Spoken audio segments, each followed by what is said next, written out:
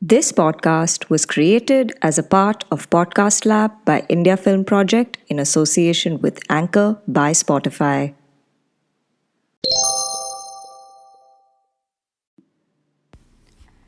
There really isn't one thing that I could say fully describes what writing or creativity means to me. But what does come to mind is the riddle by the Mad Hatter in Alice in Wonderland. Why is a raven like a writing desk? And to me, what it means is those soaring feel grounded by the very thoughts they could produce to last forever. And that's what writing feels like to me. It's like I wandered the edges of reality, almost lost consciousness, and then suddenly shifted back to reality once pen hit the paper. Or more realistically, when my fingers hit the phone pad.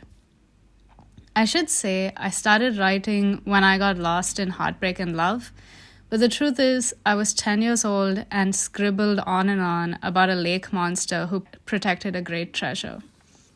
And through all my grammatical and spelling errors, bad syntax, and an absolutely horrendous handwriting, I found a sense of permanently inscribing my imagination. Maybe through the years my thoughts are less innocent, but it's always a good reminder that once was a child who truly understood why a raven is like a writing desk. And that essentially has been my storytelling and creative journey. It's just constantly trying to find that raven who will be my writing desk.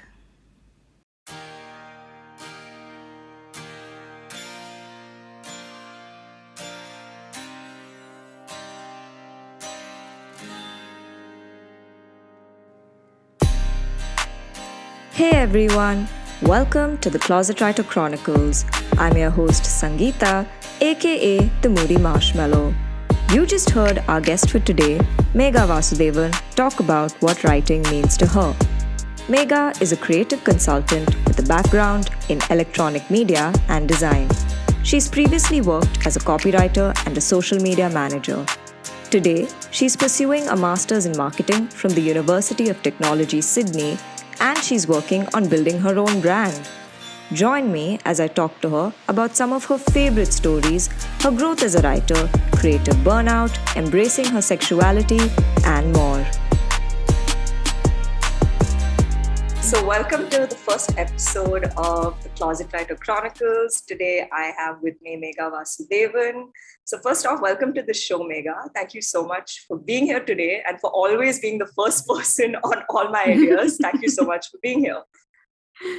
Thank you so much for inviting me and for thinking of me first when you decide to do all these creative things, which honestly I could never in a million years ever think of to do myself.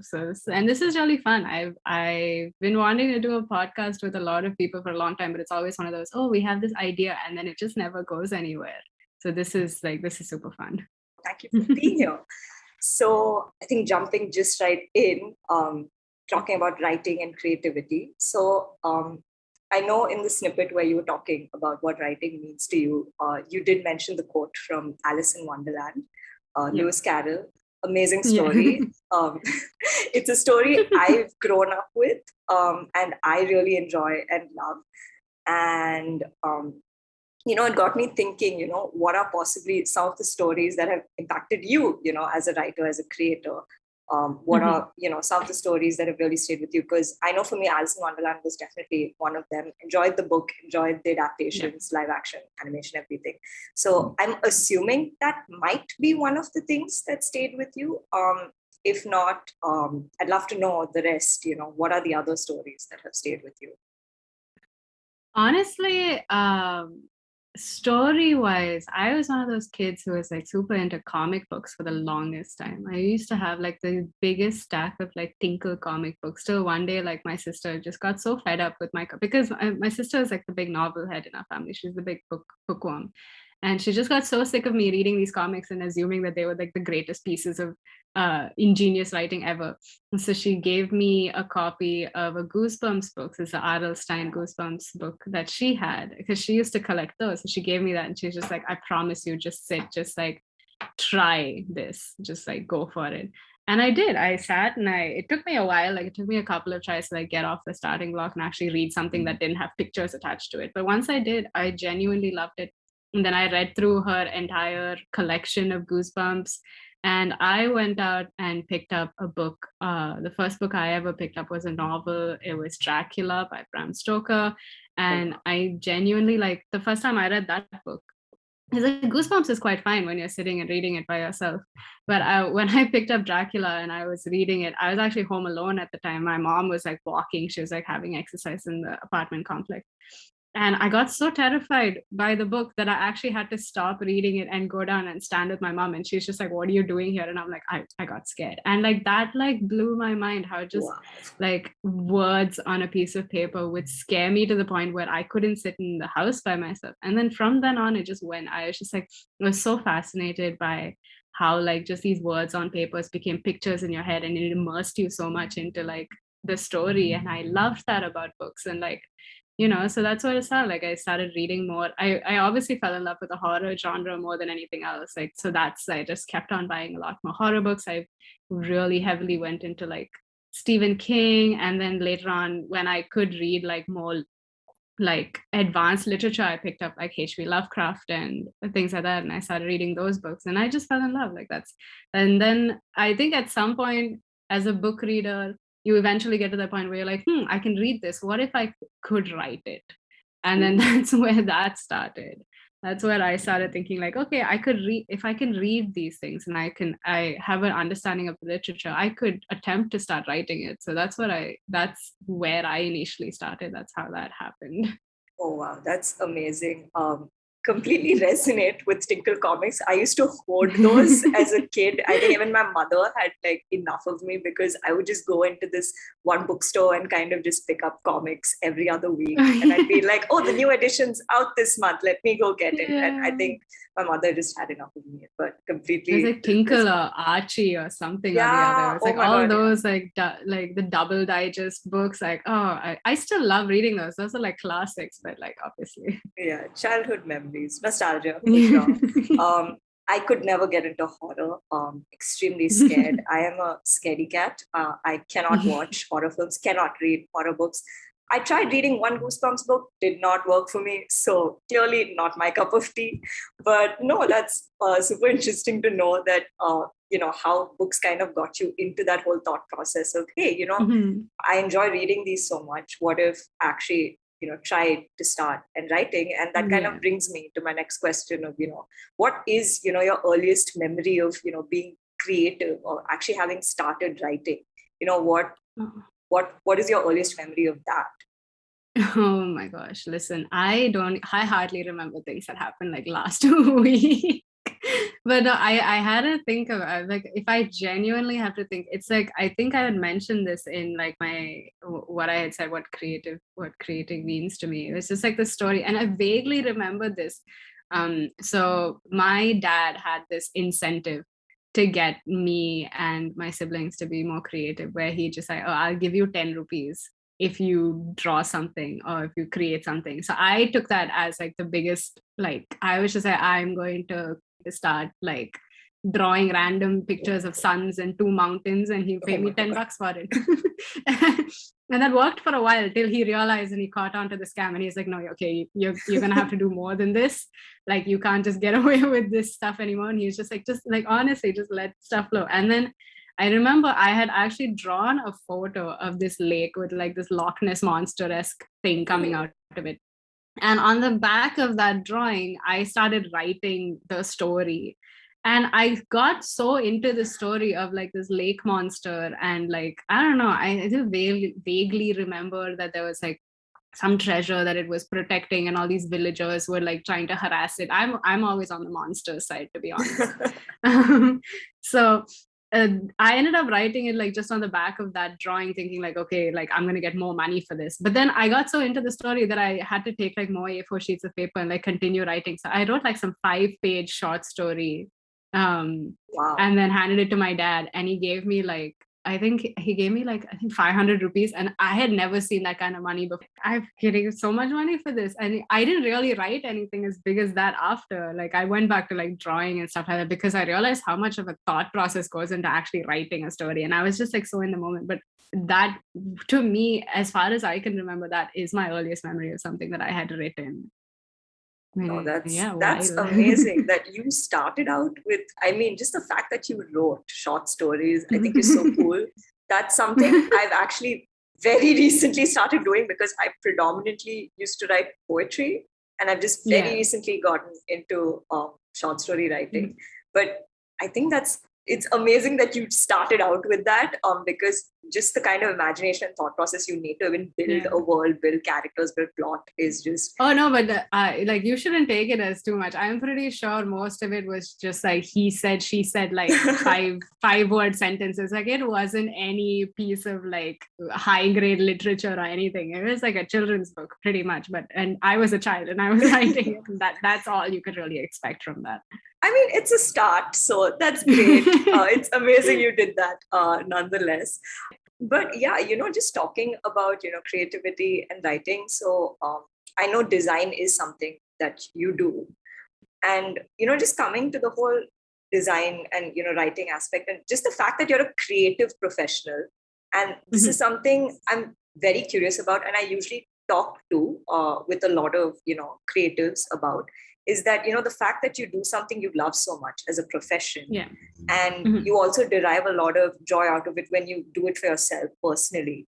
Is there ever a point where you experience burnout, or you fear that risk of burnout, and what do you do to kind of stay sane and still love what you do? Because it can get quite mundane, I would imagine, that when you do something you love so much as a 9 to 5 job, essentially, almost. So what do you do? Oh, no, for sure. Like, honestly, I'm actually going through a creative burnout right now. Oh, wow. Okay. Like, as we're recording this. I think it's just like one of those things, like, as you said, it's like something you do every single day. And then all of a sudden, one day you're just like, well, now it's like a job. It's no longer something. It's like when it was a hobby, it was like something that you like step out of your regular brain and step into this creative aspect. But then when you're a creative person, you're like always have to be creative. And then you're just like, well, what if today I don't want to be? And I think that's pretty much it. It's just like today I don't want to be creative, but it's not that I don't want to be creative in the sense that I don't want to create anything. It's I don't want to be creative in the sense like I don't want to do stuff that I am supposed to do when it comes to creating. So usually what I do when it comes to stuff is like I have a lot of other creative hobbies that I don't like make money on. Like I like painting. I like illustrate stuff on my iPad. Like I do write, and I don't really get paid for writing. The only thing I really get paid for is graphic design. So all these other little creative hobbies I have, I don't get paid for, and then that makes it like they're still my hobbies. It's still something that I fall back on. So I do stuff like that. Oh, I recently picked up tarot card and I do tarot readings sometimes, and they're all for fun. So it's just like anything that's gonna push my mind out of whatever it is that I'm going through. And then I just go through the list of all those things and I'm like, okay, how many of these things can I do before I get like a creative stroke of genius and go back to my design and think, okay, so like I can do that. So I can think of an example. Like recently I was just like scrolling through Facebook and I was going through one of these like really like low creative days, and I saw somebody had written like a prompt on a idea for like a bookstore that was also like a bar. So like instead of like those cafes that are also bookstores and you just go and you pick up a book off a shelf and you sit and read, but instead of that you go up to the counter, you order your drink, and they give you a book to go with that drink that's based on the drink. So you're drinking this specific thing and then you're reading a book based on that drink. And then I sat and looked at that prompt for like all of 10 minutes. And then I had already come up with a logo for it. I had come up with like a design for the cafe. I'd like done like so much. I'd done like a lot of things. And then I realized like that's all it took. I'm just like, yes, it was somebody else's idea. But at the end of the day, it was just like, oh, like so many creative things out there that you can just look at. And that's what prompts are also for. Like if you're honestly in a creative burnout, just look at a prompt and be like, okay, cool, I can pick up on this. I can, expand this. And that's what I did. I mean, I haven't made the logo yet. It's still like an idea in my head, and it's like a name and everything in my head, but super fun stuff. And like, if you're going through creative burnout, I would honestly just suggest like do everything else except what you're supposed to be doing, and eventually you'll get to like relate this back to what I'm supposed to be doing and use it. No, that's so true. And I relate to that because I know at one point what happened was, even when I started working with like a literary services agency, and essentially you had to write and sort of be creative every day. And that can really burn you out. And I had to do that on the job, but also it was, I think, during April, because it was Global Poetry Writing Month. And I decided to take up the challenge because that's something I do personally. And I realized I couldn't keep up because it was just too much of creative stamina that was being, pulled out from me. And I was like, I really need a break. I unfortunately couldn't complete the challenge this year, but I knew I had to kind of take a step back and sort of give myself that kind of rest, my brain, that break from being creative, so to speak.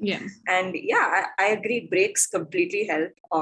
If you're someone who is creative and you're creative for a good amount of time, take breaks. There is no glory in tiring and exhausting yourself out in trying to be creative. And I like to think of like that one thing where like people say like it's not a sprint, it's a marathon. And that's exactly what life is like. Like, forget being creative. Like, you just need to stop thinking that, oh, I need to get this done. Like, yes, obviously if you're like on a deadline for your job, then yes, you need to get it done tomorrow. But in every other instance, it's just like, bro, like just take it easy, like just calm down. Like, you've got like so many more years left in life. You don't need to get everything done within the next 2 days. Like, it can take time. Like, it's fine. Yeah, that is so true. I think basically people stop being hard on yourselves. Easier said than done, I know, but hey, we can try. We can try. Yes, that's all we aspire to, is to just try to like take a chill pill once in a while. For sure. And especially like with lockdown and everything, I think this is like an enforced chill pill. Like, because because I'm still in lockdown. So this is my enforced chill pill. It's just like, you can't go anywhere else. So like, might as well just relax. So the fact that you mentioned, lockdown, I know you've been in Sydney since 2020, just before the world kind of shut down. And I know you haven't had a chance to really, come back home for quite a while. And I'm just wondering how that is for you, because I know there are so many students and professionals out there, who unfortunately had to kind of stay away from home for whatever reasons and haven't really been able to go back home and, sort of see their families or, see their loved ones. So, what has that been like for you? How are you coping? Honestly, I don't think I'm coping. I would say I am surviving-ish. Slowly holding on to my sanity day by day by a thread. But no, it's not all doom and gloom. Like, honestly, I've got some really good friends over here in Sydney who've also been helping we all keep each other sane. In terms of not being able to see my family, it does suck. But at the end of the day, like, so grateful for stuff like Zoom and things like that. And we as in my family, we do this thing where every Sunday we get on a call. Like, nice. Compulsorily, we get on a call every Sunday evening, and we all like update each other on our week and just like have a little chit chat, like have some like fun banter going on. And it honestly helps. It keeps you grounded, because it's just like, okay, they're like 9,000 how many ever kilometers away, but like they're still there. They're right there for you to reach. And that's what like social media and social networking was all about when it was first introduced. It was just like, okay, you can reach everybody at like the tap of a button. And that has helped a lot, because it's like, that they're right there. Like, you can't see them physically, but they're right there. And for now, like, you're just gonna have to deal with that. Like, for me, it's just like, I am focusing on finishing my degree here. And once that's done, like, who knows, right? But that's what I came here to do. And as hard as it was to not see my family during this time, it was just like, yeah, you came here to do something, so you got to do it. You got to see it through. And then at the end of it, your reward will be eventually you will get to see your family. It's not like I'm never going to see them again. It's just going to be a little longer. And honestly, but eventually you do get to see them. And that's like the light at the end of the tunnel. And you just got to keep that mentality in mind. Like, it's not like, yes, maybe in dire situations, something could happen, but there's no point in thinking that negatively, right? So you just got to keep positive. Just be like, yeah, they're there. You talk to them every other day, and eventually you get to see them again. And that's just, they're all there cheering you on, and they also know why you're here. So that's all you got to really hold on to. That quote, the light at the end of the tunnel, I think it's something my parents and I keep saying each other, and we've been constantly saying this to each other during the entire lockdown. It's like, we're just in a really dark tunnel. We will get to the light soon enough. And hopefully we will. I mean, things are getting better. People are getting vaccinated. So hopefully, the world will open out soon, and we will all be able to see each other, and hopefully we can do this in person at some point. Yes, definitely. Looking forward to all those things. So coming back to, writing and design, two very different things, so to say. But I want to know, do you think there's any kind of interrelation or, between design and writing? Or how different or similar are there according to you? Honestly, design is visual, it's pictorial, and writing is obviously writing. You're like alphabetical. I don't know what the other word for aside from pictorial is. I'm really dumb. Anyway, but no, it's like the processes are the same. It's just the way you're creating it is different. When you're designing something, you're creating the final image. But when you're writing something, you're writing what you think the image looks like. And it's up to every single reader to interpret that image differently. Right. So it's technically the same thing. So even when you're designing, you get a brief, right? You get a design brief, and how you interpret that brief is how the final picture comes out. Right. And when you're writing, you come up with your own story, and then the audience, the reader, comes up with what that final picture looks like. I think that they're very similar in that sense, which is why it's always like really fun to me. Like even when I do my paintings, or even when I do like abstract designs, and then I go to someone and be like, oh, what does this look like to you? And then like 4 people will say 4 different things. And it's the same with the story. Someone will read one line of the story, like if the author mentioned, like I remember this because of my English classes, the author mentioned that the curtains were blue, and like 4 people will say 4 different things, like, oh, he was depressed, or like, like he was in like a melancholy feeling, and then one person will be like, maybe the curtains were just blue. Like that. And that's all it is. It's as simple as that. It's just however you interpret this thing. So I find it really cool to be on both sides of the spectrum, to be able to read things and interpret them, to be able to write things and have other people interpret them, and then to be able to design things and then have people just look at my interpretation of what I designed. So it's just like this consistent circle of interpretation and what people view the world as, and it's just amazing to like look at from like everybody's perspective. No, that's very true. And I agree. In fact, this is something I personally practice. So usually whenever I put out a piece of writing, I never explain it. I just put it out and I keep it open for interpretation, because it's like you said, every single person has a very different perspective. People look at things differently.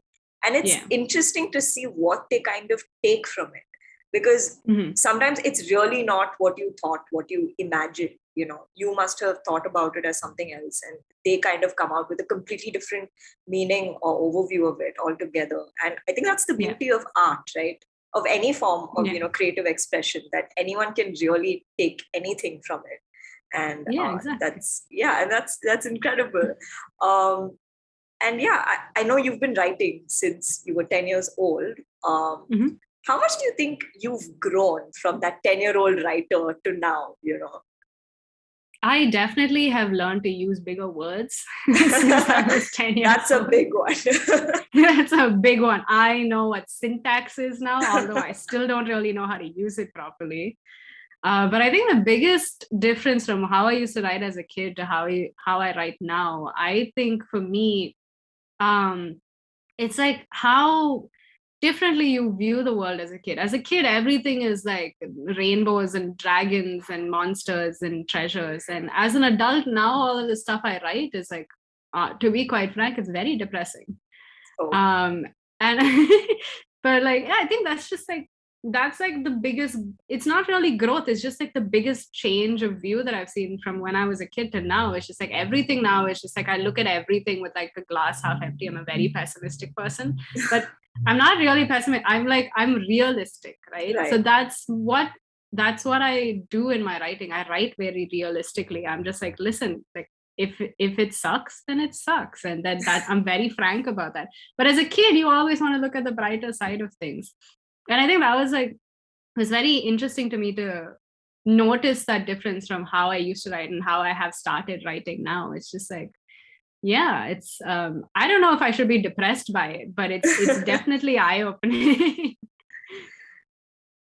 But yeah, I think the other thing with storytelling and writing, I know that you and your sister are actually building a brand related to merchandising and storytelling. And I think you guys have been working on this for, I think, more than a year now, if I'm right. Way too long, to be Okay. honest. Way too long. We're very delayed in a lot of things. But no, Okay. yeah, I'm super excited about it. So technically I haven't spoken about it like openly. I think aside from a couple of surveys that I had sent out to get some market research done. But the brand is basically, if I could like put it in like very, very simplistic terms, it's like, when Disney releases a movie and they have these characters and then they do merchandise after that. The Right. merchandising is one of their forms of revenue. So we took that business model and we basically flipped the script. We're like, we'll release the characters and the merchandise and the stories will follow. So we're building lore of all these characters and eventually releasing like tidbits of stories and things, and then hopefully that'll lead to like either a game or like a book or something further along down the line. So all the characters are made by us. They're all unique 100%. All the characters are made by us. The store itself is built into the lore, like the store, and we have like this, I shouldn't say that, that's spoilers. No. So yeah, but that's pretty much what we're doing. It's like we flipped the script on Disney and we decided like, okay, we're gonna make all of our own characters, create unique merchandise for them, and then release lore little by little. So the kind of audience that we're looking at is like people who love D&D and stuff like that, where they do a lot of character building. People who generally love like fantasy sci-fi based things. And yeah, so it's super cool. All of the products are also designed by us, like the characters and animations and everything. I mean, not animations, the characters and all the little bits and bobs that go with the characters are all designed by us. And we're like a team of like 4 people at this point, which is why it's probably taking so long, because we took it a bit step too far. We decided on this really big business idea, but there's not many of us, so that's why it's taken so long to get off the ground. But now I'm super excited. Hope we, fingers crossed, should be releasing this year, but we never know. Like with COVID lockdown and everything, like I think even like the main business is based in Bangalore. Right. So I think even Bangalore is going through a lot of COVID lockdowns and stuff like that. So we've had like a bit of like hiccups and snags because of that. So that's why it's been taking a while. But yeah, I'm as I keep saying, super excited. No, but that's amazing. That's incredible. I can't wait to see what you guys come out with, and can't wait to get some merchandise. But I think also, we spoke about, creativity and writing, and, that's definitely one part of your individuality or identity, so to speak. But I think, I guess, to do a little more deep dive into the whole identity concept. Last year, you came out as being pansexual, I think during Pride Month or a little after that. What can you tell us about your journey on embracing, your sexuality and, kind of coming out? The reason I'm asking this is because there aren't many narratives on, gender and sexuality, especially in South Asia, especially now that you have other parts of the spectrum, like being non-binary or asexual, or as in your case, pansexual. So, what can you tell us about your journey about that? To be quite honest, like the reason, like pansexual is just like, because like when I looked it up online, that was the word that made the most sense. But at the end of the day, it's still a label. It's not, I wouldn't say I 100% identify as pansexual, but I wouldn't 100% identify with probably any label in general. The way I see things is like, I don't look at stuff like gender and gender identity and otherwise genetics, whatever you want to call it. I don't look at all of that when it comes to who I find attractive. For me, it's just like, okay, do I vibe with you? And then that's all that matters. Everything else is like a moot point. And like coming out last year, it was just like on my social media, and I didn't realize it was like such a big thing. I was just like one of those things where I was just like, yeah, like might as well. But I had actually come out to my parents and my friends like a couple of years before that, where it was just like a very casual conversation. Like I came out to my dad and he was tipsy. I'm going to be quite honest, because I was afraid of telling him sober. But he just looked at me and he was just like, Megha, as long as you're healthy and happy, then it's fine. And like that was like wild to me. Like I had heard all these like horror stories, especially because like I don't want to stereotype because it's India and like you just never know. And then the same thing, I came out to my mom and she pretty much also like just accepted me like straight off the bat, like didn't really do anything. And then I think it seemed to me like they all kind of knew, but at the same time they didn't know what it was, and I didn't really know what it was. And there are days where I still don't really know what it is. Like that's why I just see it as, I'm not looking at you because of your gender, and I'm not looking at you because of your gender identity. I'm just looking at you because I want to. And that's pretty much all it is to me. So like, coming out as pansexual was really just like content. It was just like, okay, it's Pride Month, let's just post something. And then pansexual was the word that I most related with. But like again, like I said, like it is, at the end of the day, it was just a label to me, and it didn't, there's like so many other labels that I think I like. Bisexual is there. I think demisexual is one that I kind of sort of identify with. So yeah, so I think with how everything goes, like as you said, there's just like so many more labels now. The way I like to tell people, the way I see it is, if you want to identify with a label, then like go for it. If you think that's gonna help you be happier as a person, like go for it if that's what it takes. But I also think that you need to look inside and decide if you're happy with who you are as a person, then the label is not gonna make a difference. Like if you're happy as who you are, what you're doing, who you love, who you don't love, then that's all that matters. Like the label is literally just for if someone asks you and you feel obligated to answer, then do it. But if it's just for yourself, then you just need to be happy with that, whoever that person is. No, that's amazing. And I mean, more power to you, for embracing yourself and kind of coming out. And these conversations are important, which is why I wanted to, talk to you about this, because it's difficult for a lot of people to come out and kind of, talk about this and say that, hey, this is what I identify as. Because like you said, unfortunately, in South Asia, there is a lot of, stereotyping, or there's not much of an understanding, which is why it's important to hear from, people from the community who identify as, whatever it is that they identify as. It's important to listen to those narratives. So I'm very happy that you, spoke about this today. Last couple of questions. So first off, what are your creative aspirations at this point? I know one is the merchandising brand that you are definitely looking at, but, apart from that, is there anything else you're looking at? Is there anything that you're looking forward to in the near or distant future? Honestly, I'm one of those people that's just like a take it as it comes kind of person. So for me, it's just like my creative aspirations are, I would love to have my own brand, like entirely me, all my own designs, all my own thought processes, my entire business model.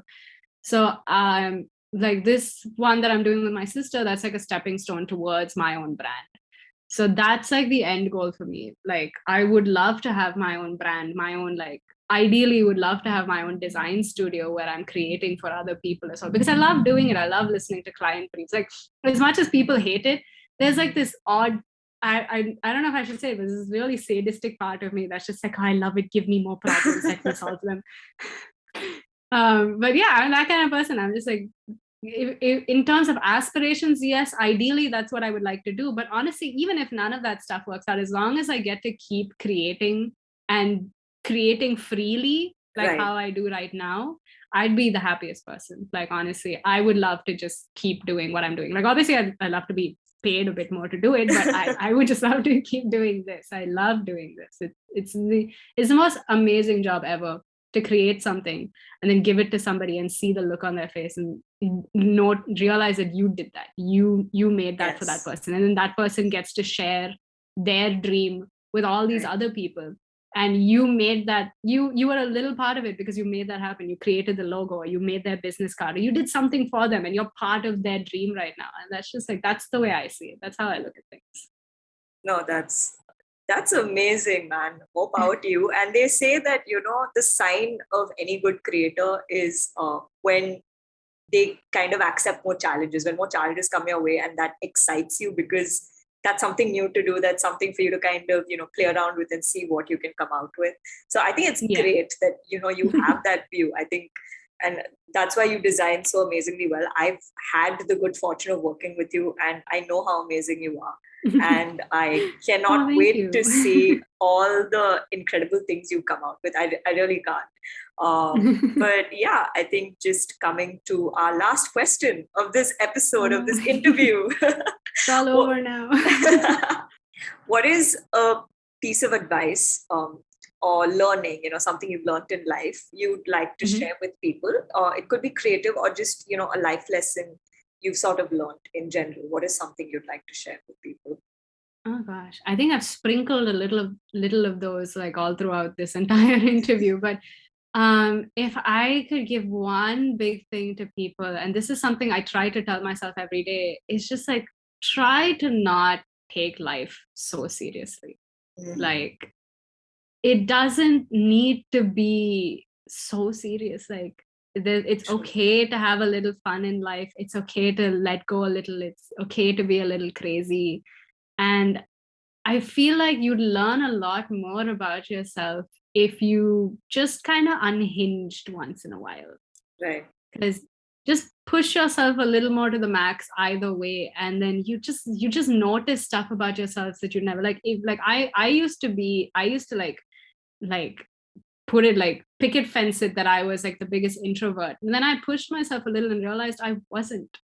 I really am not. I actually make friends quite easily. It's very easy for me to go up to people and talk to them now. And it's all because one day I just pushed myself to be like, I refuse to sit in this corner by myself anymore. I'm just going to do it. And then I did it. And I realized that the only thing I was scared of was people not talking back to me, which isn't even a problem. Because if you talk to somebody, they're going to talk to you as well. They're going to talk back to you.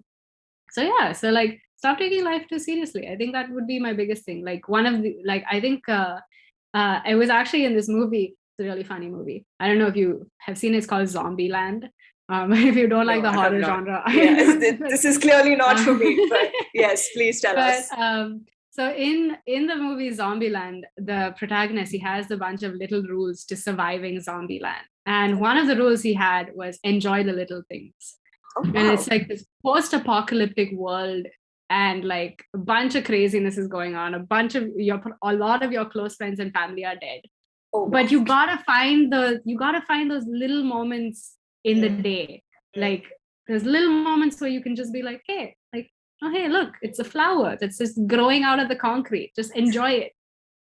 Like, that's all it is. Like, even in everything, like, especially like now in the pandemic, like the doom and gloom and everything, like I go through so many days where it's just like so many university assignments and everything, and I'm just like in the pits of depression.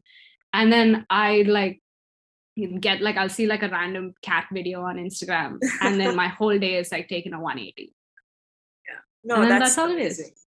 No, that's amazing. And I agree. I think that's a lesson I've kind of learned later in life. I think the fact that, don't take yourself too seriously. In fact, there's this really interesting quote by Octavia Spencer, if I remember correctly. I think she said this during the Oscars, when I think she won an award for, I think, Best Supporting Actress, where she was basically saying, you can't think you're the best thing since sliced bread.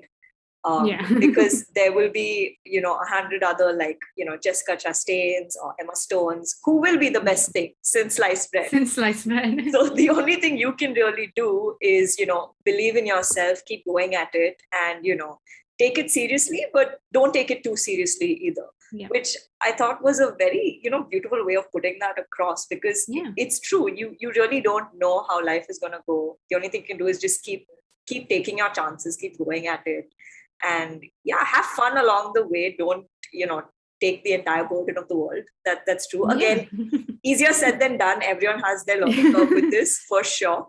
But for sure. Even for me, I'm just I say it they say they practice what you preach, and I say I enjoy the little things, but there are definitely some days where I just want to burn the whole world down. So it happens, but you gotta push past all of the negativity and be no, today is gonna be a good day regardless of what happens. Definitely. And on that happy, positive note, we have now come to the end of the interview for episode 1 of the Closet Writer Chronicles. Thank you so much, Megha, for being here.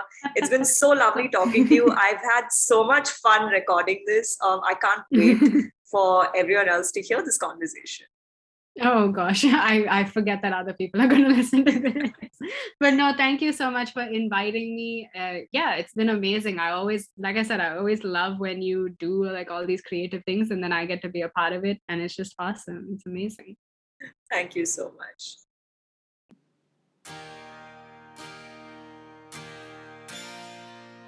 So that was my conversation with Megha Vasudevan. I had a lot of fun recording this episode. We spoke about books, films, philosophy, life, the works really. Closing this episode with 3 poems written and narrated by Megha. I hope you enjoyed the show, and I'll see you next week with a new guest and a new chronicle to share. Talk soon!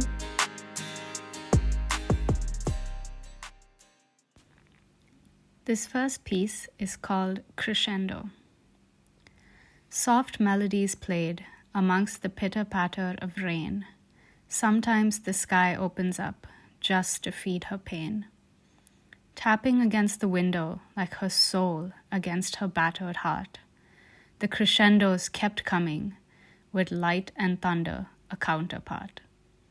From lights under set still, a room filled with red, mirrored by drink and empty thoughts, a sudden cold invaded her bed.